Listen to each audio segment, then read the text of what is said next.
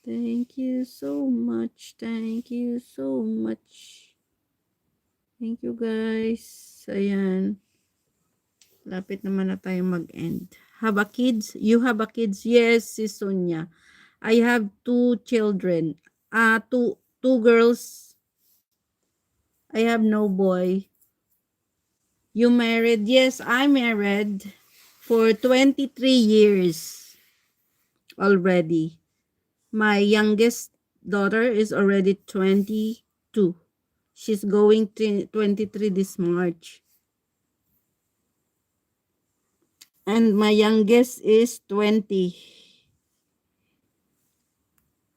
Wow, yes. My eldest daughter, she's graduated already, college graduate, criminology student, graduate.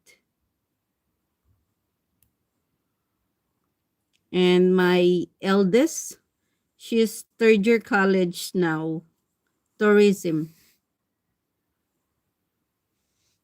Nice, yes. Yes, is Sonia.